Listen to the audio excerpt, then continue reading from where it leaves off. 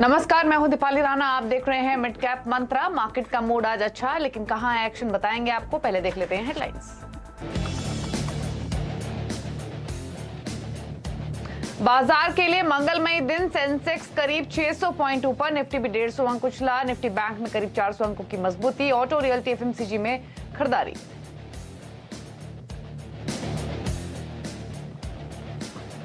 City के rating upgrade के बाद रिलायंस करीब 2% ऊपर, 3170 के लक्ष्य के साथ खरीदारी की सलाह। कहा रिफाइनिंग मार्जिन होंगे रिकॉर्ड स्तरों पर।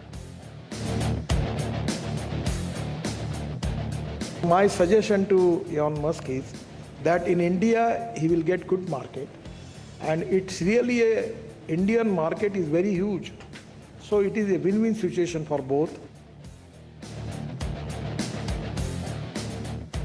एलन मस्क को ट्रांसपोर्ट मंत्री नितिन गडकरी की सलाह। कहा भारत में बनाए टेस्ला की कारें देंगे सभी सुविधाएं।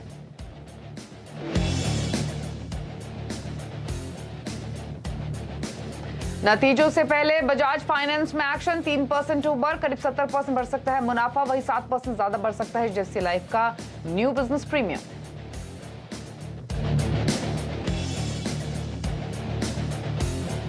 और आज से खुला कैंपस एक्टिव वेयर का आईपीओ। 278 से 292 रुपए प्रति शेयर है प्राइस बैंड। पूरी तरह ओएफएस। फुटवेयर शेयरों में 10% तक की तेजी।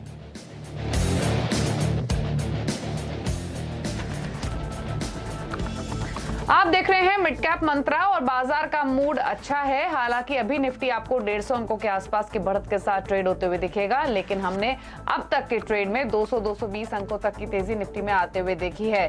तो जो गिरावट पिछले 2-3 दिनों में खासतौर से हावी हुई, वो थोड़ी सी आज एक रिलीफ मार्केट्स में आते हुए दिख रहा है, क्योंकि 17,100 के आसपास फिलहाल निफ्टी कर रहा है ट्रेड। अब इसी स्ट्रेंथ के साथ टिका रहे, ये इंपॉर्टेंट रहेगा क्लोजिंग तक। हालांकि जो एक्सपर्ट हमारे साथ मौजूद रहेंगे उनसे समझेंगे कि उनका व्यू क्या है रिमेनिंग सेशन के लिए। लेकिन पहले जो क्यूज इस समय है मार्केट के लिए वो देख लेते हैं। पहले देख लेते हैं अंतर्राष्ट्रीय बाजारों का हाल, क्योंकि इंटरनेशनल मार्केट्स की वजह से पिछले 2 दिनों में खासतौर से एक फॉल हमने मार्केट्स में आते हुए देखा था। अभी का अगर आप रुझान देखेंगे तो एशियाई बाजारों में निकाई 0.5% ऊपर है, हैंगसेंग 1/4% ऊपर है, लेकिन शंघाई 1% नीचे ट्रेड कर रहा है।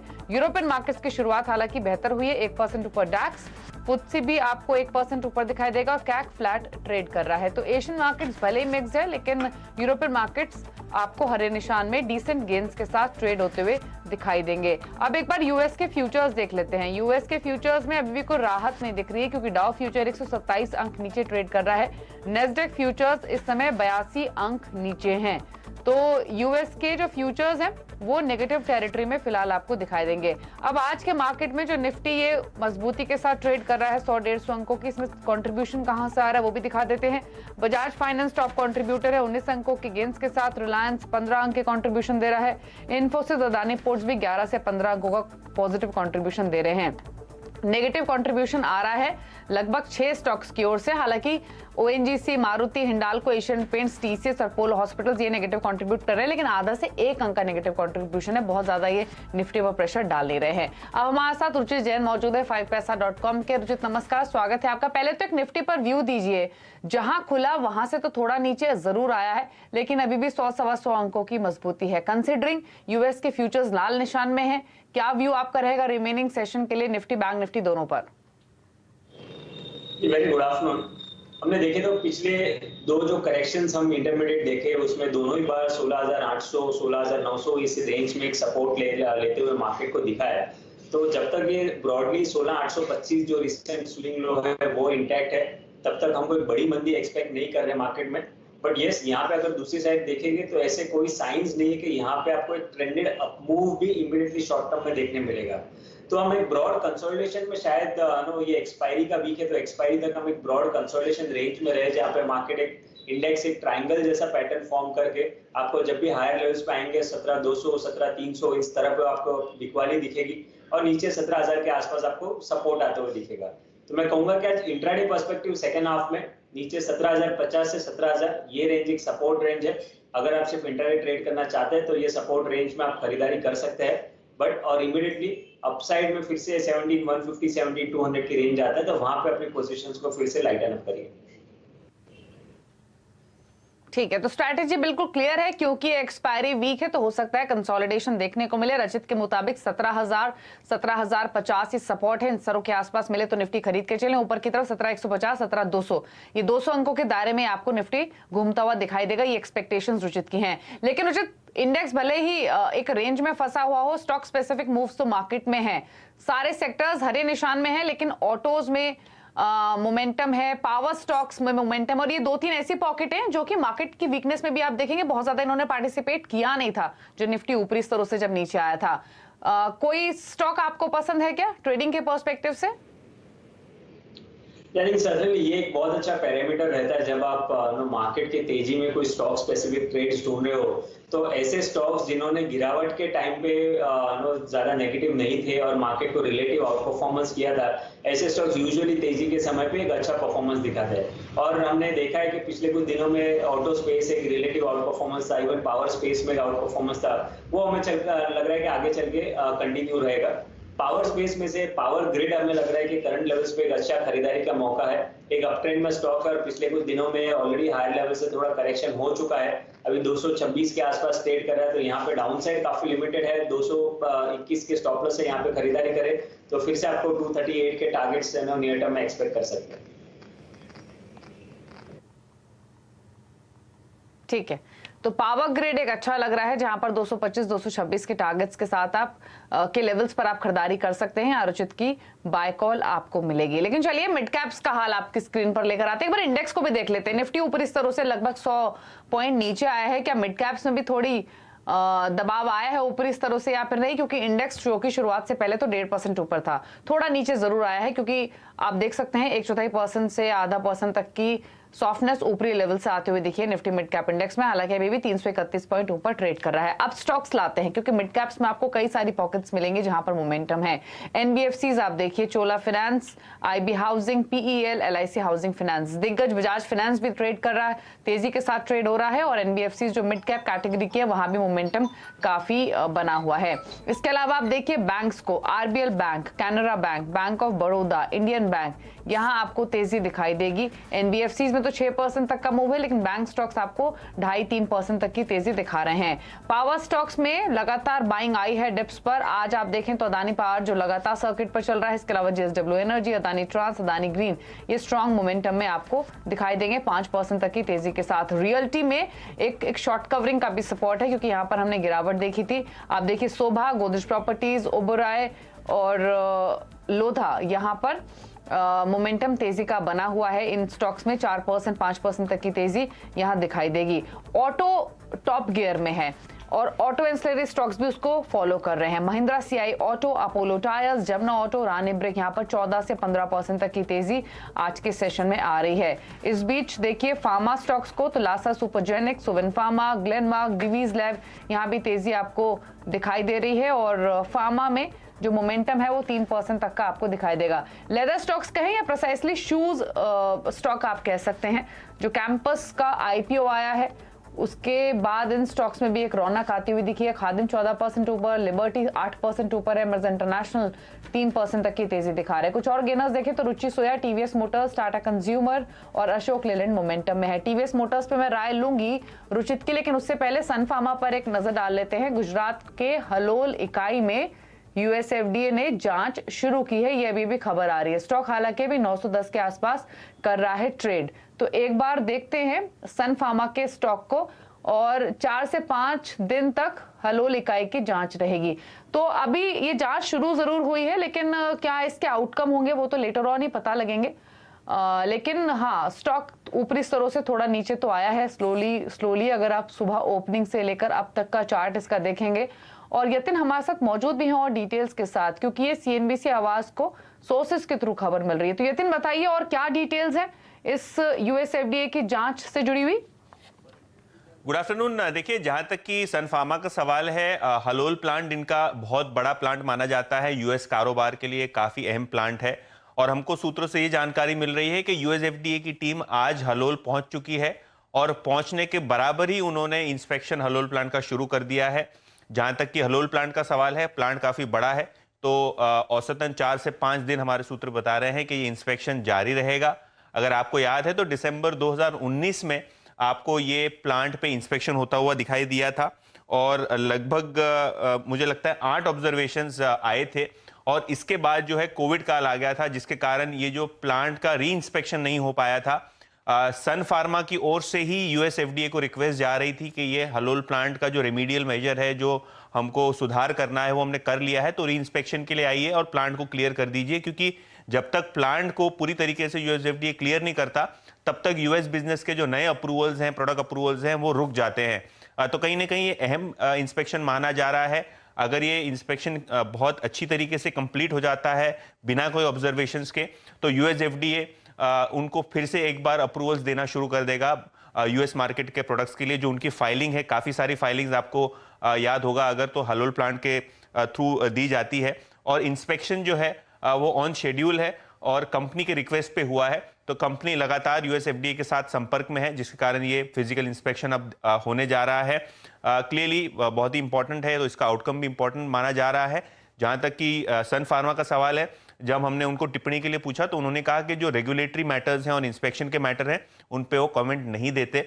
तो कोई प्रकार की टिप्पणी या कमेंट हमको सन फार्मा की तरफ से इस स्टोरी पे नहीं आई है। हालांकि सूत्र हमको बता रहे हैं कि बहुत जल्द इस हफ्ते आपको ये इंस्पेक्शन का आउटकम आता हुआ दिखाई दे सकता है।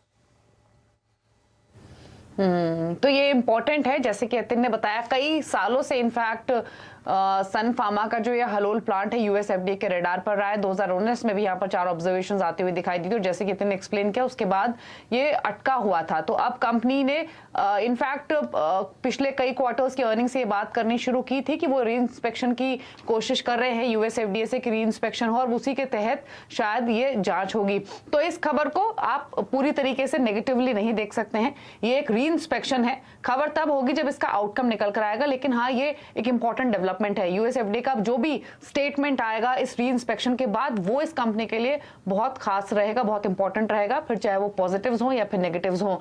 तो अब नजर रहेगी क्या आउटकम आता है अगले कुछ दिनों में। लेकिन एक इंपॉर्टेंट डेवलपमेंट है ये, क्योंकि एक इंपॉर्टेंट प्लांट भी है कंपनी के लिए रेवेन्यू पर्सपेक्टिव से भी। स्टॉक हालांकि भी 911 912 के आसपास ट्रेड कर रहा है। रुचित से एक स्टॉक पर राय भी ले लेते हैं। रुचित बताइए, सन फार्मा पर आपका व्यू क्या है? दिन के ऊपरी स्तरों से तो जरूर थोड़ा नीचे आया, लेकिन चार्ट वाइज आपके कमेंट्स क्या हैं स्टॉक पर? चार्ट पे इतना नेगेटिव नहीं लग रहा है, ऑल्दो आज हाई से थोड़ा कूल ऑफ हुआ है, लेकिन अगर आप देखेंगे तो 900 के आसपास ये स्टॉक में एक अच्छा सपोर्ट बना हुआ है।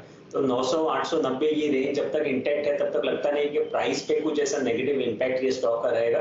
ब्रॉडली अगर कोई पोजीशंस है मेरे हिसाब से तो अभी भी लॉन्ग साइड पे बायसनेस पॉजिटिव रहेगा और ये स्टॉक इनकेस अगर ये 890 900 की रेंज नहीं तोड़ता है तो जो हाई टॉप हाई बॉटम का स्ट्रक्चर पिछले कुछ महीनों से बनाया है वो कंटिन्यू रख के स्टॉक फिर से आने वाले समय में अच्छे रिटर्न्स हायर साइड पे दे सकता है।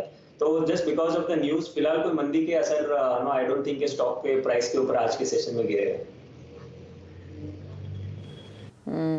ठीक है, तो ये व्यू है सन फार्मा पर 911 के आसपास कर रहा है फिलहाल ट्रेड। चलिए रुकने हैं इसी के साथ एक ब्रेक के लिए और जब लौटेंगे तो अर्निंग्स पर करेंगे फोकस और पर्सिस्टेंट सिस्टम इंडियन होटल के नंबर से क्या एक्सपेक्ट करना चाहिए सुमित आपको बताएंगे एक छोटे से ब्रेक के बाद।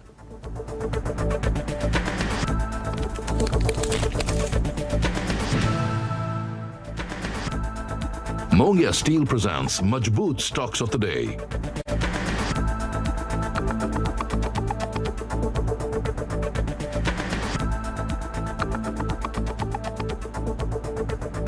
सबने कहा दूध नहाओ, पूतो फलो, जल्द खुशखबरी सुनाओ। मेरे फादर इन लॉ ने कहा इस सब के लिए तो पूरी जिंदगी पड़ी, अभी घूमो फिरो ऐश करो। प्यार वही, बस सोच नहीं। Wedding favorites from VIP Bags. Fund नहीं है तो ICICI डायरेक्ट का बाय नाउ पे लेटर ऑप्शन क्यों नहीं ट्राई करते? अपॉर्चुनिटी दिखे तो स्टॉक्स खरीदो, मार्जिन फंडिंग करके बाद में वापस कर देना। करो तो ICICI डायरेक्ट करो। Investments in securities markets are subject to market risk. Read all the documents carefully before investing.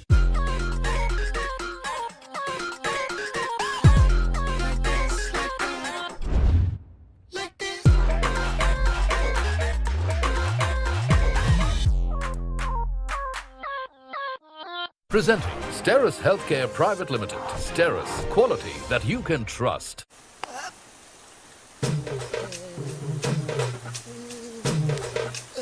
जब मनी बैक वारंटी वाला वाटरप्रूफिंग हो तब इस मैदान पे खेल कभी नहीं रुकेगा। कॉल 80504 80504। हम आपसे पूछते हैं कि व्हाट इज दिस? अब ऐसी भयंकर गर्मी से राहत तो सिर्फ सिम्फनी एयर कूलर ही दे सकता है, जो पंखे जितनी बिजली में दे जबरदस्त कूलिंग। गर्मी को करो सिम्फनी। पेश है M stock by Mirae asset. एक बार ₹999 की अकाउंट ओपनिंग फी दें और करिए ट्रेडिंग एंड इन्वेस्टिंग बिना किसी ब्रोकरेज के। Investments in securities market are subject to market risks. Read all the related documents carefully before investing. Imagine a place where you can finally be free. Free to Zoom without a meeting request. Free to enjoy savory bites and stunning sights. It's time to break free. Plan your future getaway with Norwegian Cruise Line. Sail safe, feel free. I'm your guide.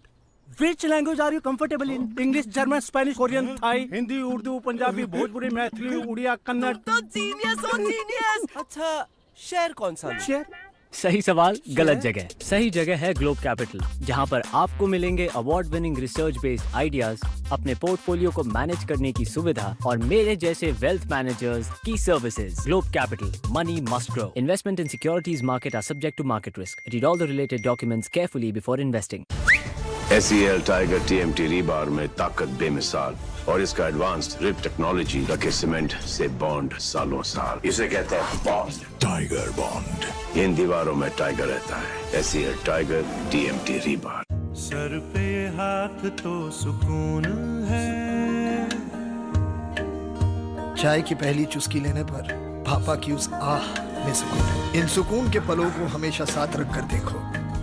Insurance देखो पर भरोसा करके देखो। साथ तो सुकून।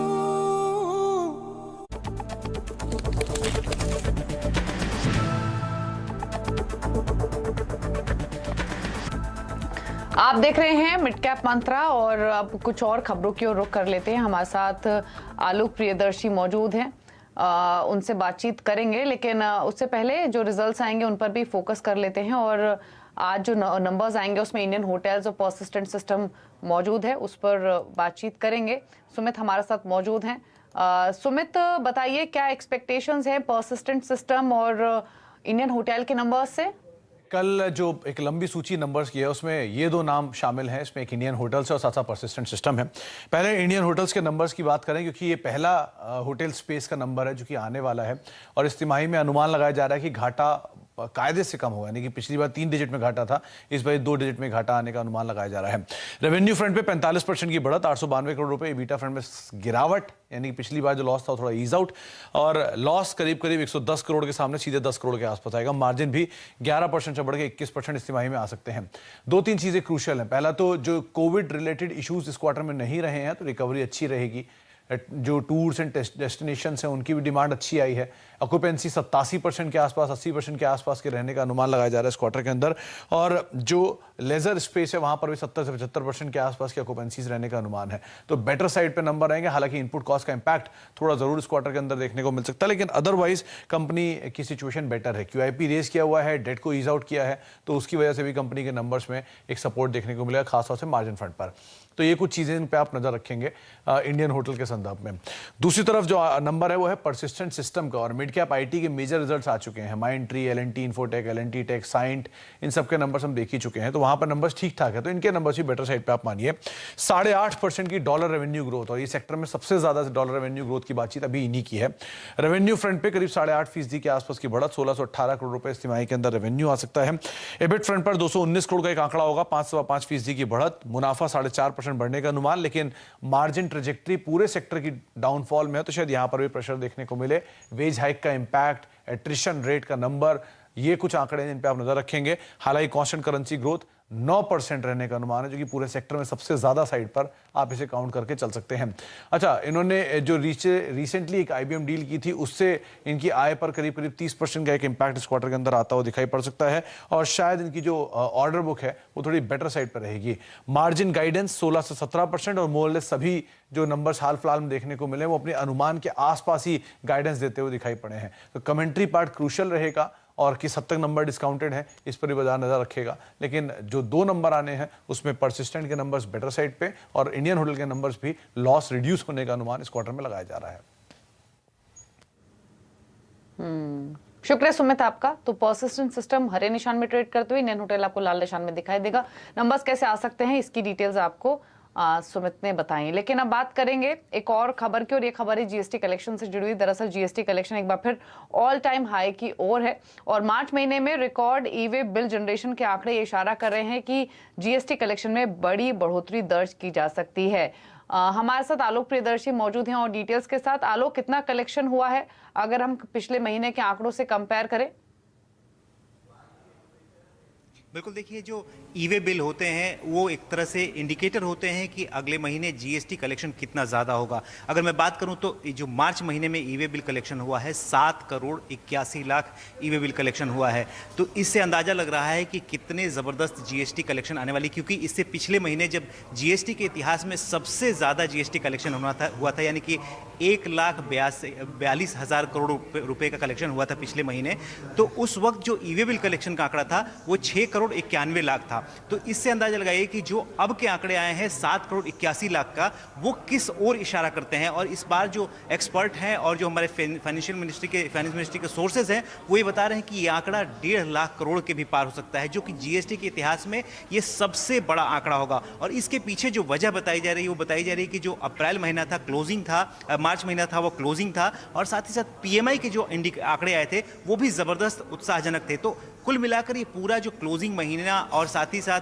जो तेजी आई है इकोनॉमी में, उसका असर जीएसटी कलेक्शन पर देखने को मिल सकता है। और जो ये 1 मई को आंकड़े आएंगे, जो कि मार्च महीने में जो ई-वे बिल जनरेट हुए उसका कलेक्शन अगले महीने यानी अप्रैल महीने में हुआ, और इसके आंकड़े 1 मई को आएंगे। 1 मई को जब जीएसटी कलेक्शन का आंकड़ा आएगा तो अंदाजा लगाइए कि वो आंकड़ा कितना ज़्यादा हो सकता है। और जो फाइनेंस मिनिस्ट्री के सोर्सेज बता रहे हैं वो यही बता रहे हैं कि 1,50,000 करोड़ के से ज़्यादा ये आंकड़ा हो सकता है। तो ये जीएसटी के इतिहास में सबसे ज़्यादा कलेक्शन दर्ज हो सकता है इस बार 1 मई को जब आंकड़े आएंगे।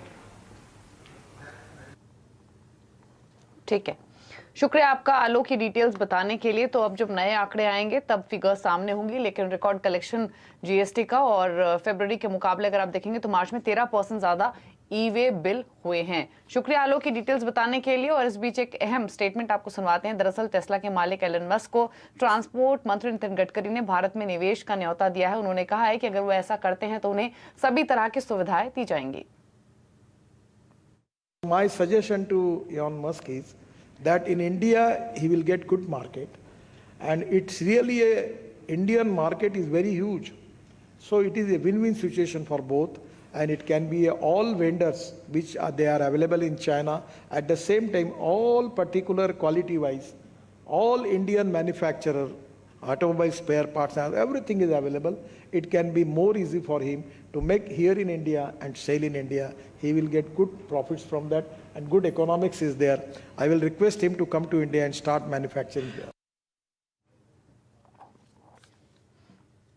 तो ये आपने सुना नितिन गडकरी जी का बयान एलन मस्क के लिए। लेकिन अब आगे बढ़ते हुए खिलाड़ी नंबर 1 का एक अपडेट देख लेते हैं। नलबंग के विकास सालोंके, रेलीगेट ब्रोकिंग के अजीत मिश्रा और ट्रेडर और मार्केट एक्सपर्ट अमित सेठ के बीच इस हफ्ते मुकाबला हो रहा है। अब तक रिटर्न की स्थिति क्या है वो फटाफट से आपकी स्क्रीन पर लेकर आते हैं। हालांकि जो कल शुरुआत हुई मार्केट भी टफ था और इसीलिए इन तीनों खिलाड़ियों के जो रिटर्न्स थे वो 1 से 1.5%, 2% की रेंज में ही घूमते हुए दिख रहे थे, ऊपर या फिर नीचे। लेकिन जो बदलाव वो आपकी स्क्रीन पर है, विकास सालोंके ने ज्योति लैब से एग्जिट किया है 160 के स्तर पर। हालांकि जो इनके लक्ष्य थे वो 182 के आसपास के थे, लेकिन 160 पर पोजीशन वाइंड अप कर ली है।